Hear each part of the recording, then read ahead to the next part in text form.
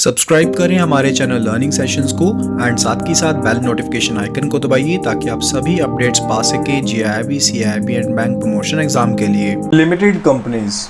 Limited company जब हम बात करते हैं तो इसका मतलब है कि कोई ऐसी कंपनी जिसको इनकॉर्पोरेट किया गया है एंड रेगुलेट किया जा रहा है under the companies act 2013 and अब 2013 के बाद जो कंपनीज एक्ट अमेंडमेंट्स हैं वो भी आ चुके हैं। That is called companies act amendment bill 2018। तो ये जो लॉज हैं सभी कंपनीज के ऊपर एप्लीकेबल हैं जिनको भी इनकॉर्पोरेट यानी कि जिनका जो जन्म हुआ है वो कहां पर हुआ है, इंडिया में हुआ है, अंडर दिस एक्ट हुआ है। एंड सभी एग्जिस्टिंग कंपनीज के ऊपर भी ये क्या रहेंगे, एप्लीकेबल रहेंगे। ठीक है, यानी कि अगर किसी कंपनी को पिछले किसी एक्ट के तहत भी अगर रजिस्टर किया गया है, फॉर्म किया गया है, तो उसके ऊपर भी ये एप्लीकेबल रहेंगे। एंड बहुत ज्यादा नंबर ऑफ जो कंपनीज है इनको कंपनीज एक्ट के अंडर ही लाया गया है, इसके डिफरेंट वर्जन के अंडर लगाया गया 2013 में, 18 में। ठीक है, तो सभी के ऊपर ये चीज जो है एप्लीकेबल रहेगी। एंड अब डिफरेंस समझिए, जो पार्टनरशिप है उसे हम लीगल एंटिटी नहीं कहते। ठीक है, पार्टनरशिप क्या है, जस्ट अब प्रॉफिट बेसिस के लिए, बेनिफिट बेसिस के लिए आप इकट्ठे हुए हैं, आपने कॉन्ट्रैक्ट किया है। लेकिन जो कंपनी है वो क्या है, वो एक लीगल पर्सन है and it has perpetual succession, यानी कि कंपनी जो है वो फर्दर चलती ही रहती है, वो अपने मेंबर्स से डिस्टिंक्ट एंटिटी है। यानी कि अगर हम एक कंपनी बनाते हैं यहाँ पर XYZ एंड इसमें डिफरेंट इसके मेंबर्स हैं, लेट इट बी ABCDE, ठीक है, तो यहाँ पर ये कंपनी की जो एग्जिस्टेंस होगी वो डिफरेंट है from the existence of its members. ठीक है, टाइप्स ऑफ कंपनी के हिसाब से देखें तो कंपनीज लिमिटेड बाय शेयर्स है, कंपनीज लिमिटेड बाय गारंटी है, अनलिमिटेड कंपनीज हैं, चार्टर्ड कंपनीज हैं। तो let us discuss in detail. सबसे पहले बात आती है यहाँ पर कंपनी लिमिटेड बाय शेयर्स, यानी कि जो शेयर होल्डर्स होंगे यहाँ पर जो उनकी लायबिलिटी होगी वो लिमिटेड रहेगी। लिमिटेड किस हिसाब से रहेगी, जो पार वैल्यू है शेयर की, यानी कि जो शेयर की वैल्यू है इस टाइम पर जो स्टैंड कर रही है उस वैल्यू के ऊपर उनकी जो वैल्यू है, उनकी जो लायबिलिटी है शेयर होल्डर्स की, वो बनाई जाएगी, वो बनेगी। यानी कि अगर कंपनी जो है वाइंड अप होती है, वाइंड अप क्या है, एक प्रोसेस है जहां पर जो कंपनी थी वो अपने अगर लायबिलिटीज को मीट अप नहीं कर पाई है तो कंपनी को क्या कर दिया जाता है, वाइंड अप कर दिया जाता है in the good interest of the share holders और मेंबर्स। तो उस केस में जो लायबिलिटी रहेगी वो कितनी रहेगी, जितने रिमेनिंग अनपेड वैल्यू है शेयर्स की उनके पास, उसके हिसाब से उनकी लायबिलिटी फिक्स की जाएगी। यानी कि अगर किसी मेंबर के, किसी शेयर होल्डर के जो शेयर्स हैं उनको फुली पे कर दिया गया है तो उसके ऊपर फर्दर कोई भी लायबिलिटी नहीं रहेगी। लेकिन अगर आपको याद हो तो पार्टनरशिप फर्म के केस में ऐसा नहीं होता। यानी कि अगर पार्टनरशिप फर्म में पार्टनर की जो लायबिलिटी है वो अनलिमिटेड है, यानी कि वो फर्म के बतौर तो लायबल है ही है, लेकिन वो इंडिविजुअली भी उसमें क्या है, लायबल है। लेकिन कंपनी के केस में जहां पर लिमिटेड है बाय शेयर, लिमिटेड हम जब वर्ड इस्तेमाल करते हैं हम यहां पर कह रहे हैं लाइक द लायबिलिटी, हम यहां पर लायबिलिटी की बात कर रहे हैं। लिमिटेड का मतलब क्या है, हम लायबिलिटी की बात कर रहे हैं। तो दोनों चीजें हैं, अगर तो लिमिटेड बाय लायबिलिटी है, मान लीजिए पर्सन ए है जो एक शेयर होल्डर्स है जिसके पास 10 लाख की वैल्यू के शेयर्स पड़े हैं एंड जो कंपनी का लॉस हुआ है उसके हिसाब से इसकी जो लायबिलिटी बनती है वो 5 लाख की बनती है शेयर होल्डर की प्रोरेटा बेसिस पर।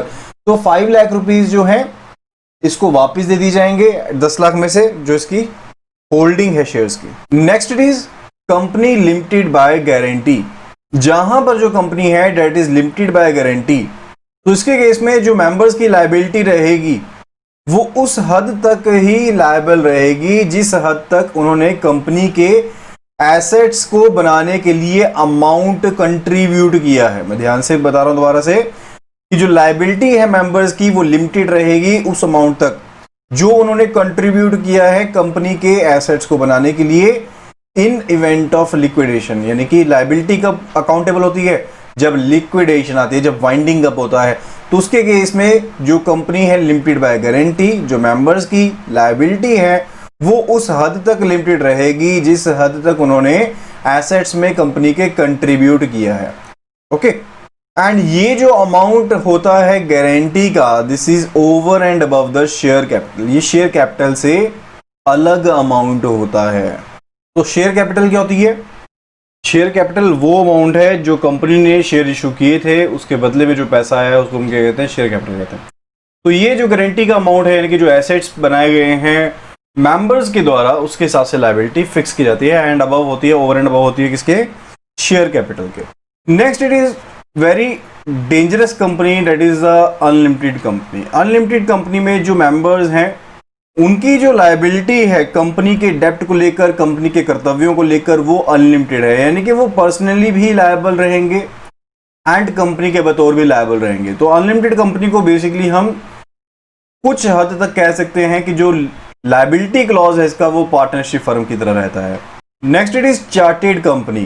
तो ट्रेडिशनली जो चार्टर्ड कंपनी थी वो कौन सी कंपनी थी, जिसको एक चार्टर के रूप में फॉर्म किया गया है, यानी कि जो क्राउन इन इंग्लैंड के चार्टर के अंडर जिसको फॉर्म किया गया है उसको हम कहते थे, and this is not applicable in India. अब बात बता देती है लाइक द कि जो कंपनी है वो दो तरह की हो सकती है, पब्लिक लिमिटेड कंपनी हो सकती है या फिर प्राइवेट लिमिटेड कंपनी हो सकती है। एंड जो क्लोज था regarding the minimum paid up capital requirement, तो पहले क्या रहता था, प्राइवेट कंपनी के केस में आपको 1 लाख का मिनिमम पेड अप कैपिटल चाहिए था एंड पब्लिक कंपनी के केस में आपको 5 लाख रुपए का मिनिमम कैपिटल रिक्वायरमेंट चाहिए था, पेड अप कैपिटल चाहिए था। इस क्लोज को अब जो अमेंडमेंट्स की गई हैं 2015 में की गई थी, पहले 18 से पहले जो 2015 में अमेंडमेंट्स की गई थी वहां पर इसे रिमूव कर दिया गया था। तो इसके साथ ही जो डेफिनेशन थी वो भी अमेंड हो गई थी, क्योंकि पहले क्या होता था कि हम डिफाइन करते थे as per the minimum paid up capital requirement, लेकिन अब क्या है, no minimum paid up capital requirements, यानी कि जब अगर आपने पब्लिक कंपनी इनकॉर्पोरेट करनी है या फिर आपने अगर प्राइवेट कंपनी इनकॉर्पोरेट करनी है तो आपको किसी भी पेड अप कैपिटल की, no minimum paid up capital is required, यानी कि मिनिमम पेड अप कैपिटल की रिक्वायरमेंट जो है अब उसे हटा दिया गया है।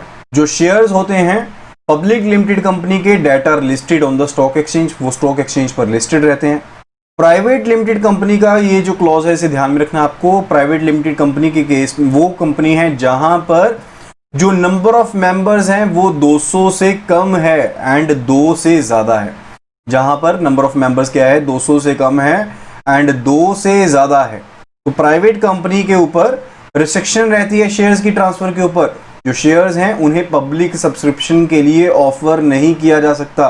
प्राइवेट कंपनी जो है उसे स्टॉक एक्सचेंज के ऊपर लिस्ट नहीं किया जा सकता। दोबारा से रिपीट कर रहा हूं, प्राइवेट लिमिटेड कंपनी वो कंपनी है जहां पर जो आपके नंबर ऑफ मेंबर्स हैं वो 200 से कम है या फिर 2 से ज्यादा है।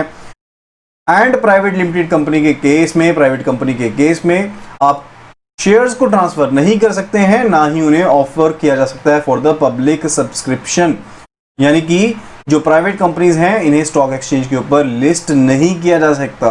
सो ICA 13 यानी कि इंडियन कंपनीज एक्ट 2013 में OPC का नया कंसेप्ट है। OPC क्या है, OPC है 1 पर्सन कंपनी, यानी कि छोटी कंपनी जहां पर एक प्रोप्राइटर की तरह ही ये काम करती है, लेकिन प्रोप्राइटर में इसके डिफरेंसेस के ऊपर आएंगे। फर्दर पहले पढ़ लेते हैं कि क्या क्या है। तो ये एक स्मॉल कंपनी की तरह है, इसको इनकॉर्पोरेट किया जाता है। जो 1 पर्सन कंपनी है एक वो कंपनी है जिसके पास सिर्फ एक ही डायरेक्टर है, एक ही शेयर होल्डर है, लेकिन जो सबसे पहले इंडियन कंपनीज एक्ट था 1956 था, उसमें ये रिक्वायरमेंट थी कि कम से कम 2 शेयर होल्डर्स हो, आपके पास 2 डायरेक्टर हो एक प्राइवेट कंपनी में। लेकिन OPC के केस में सिर्फ एक ही डायरेक्टर होता है, एक ही शेयर होल्डर होता है, यानी कि यहां पर भी अमेंडमेंट है।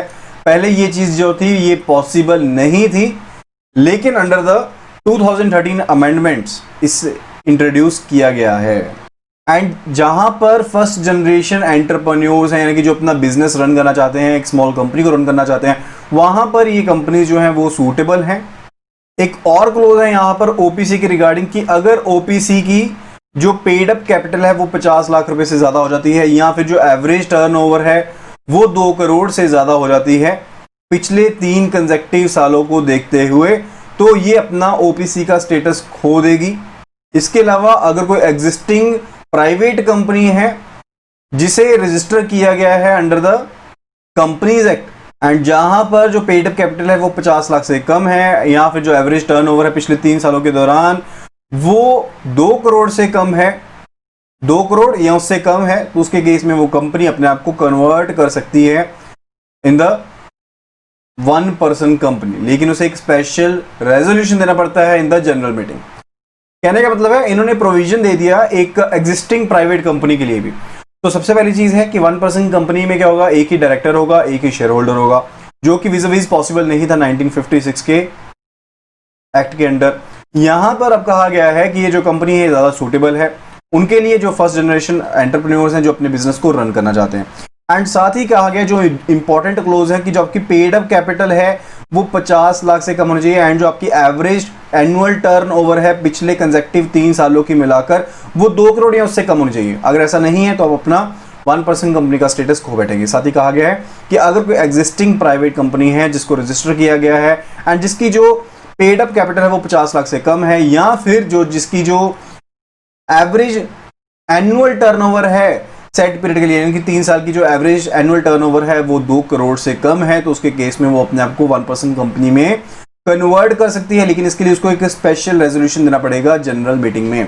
तो ओपीसी को लेके आने का मेन बेनिफिट क्या हुआ लीगल सिस्टम में, एक तो ये इंकरेज करेगी कि जो आप छोटे बिजनेस को एंटरप्रेन्योर को एक लीगल सिस्टम के अंदर चलाएं, ठीक है। एंड साथ के साथ जो स्मॉल बिजनेसेस हैं उनको कॉम्प्लेक्स लीगल कंप्लायंसेस को मैनेज करना डिफिकल्ट है, इसलिए ओपीसी जो है वो बहुत ही ज्यादा बेनिफिशियल है। तो एज आई टोल्ड यू कि जो 1% कंपनी है कि जो सोल प्रोप्राइटर कंपनी है यहां पर वो बिजनेस प्रोवाइड कर सकती है with concessional and relaxed requirements. तो यहां पर ज्यादा रिक्वायरमेंट्स उसको रिलैक्स्ड रिक्वायरमेंट्स दी गई हैं अंडर द कंपनीज एक्ट।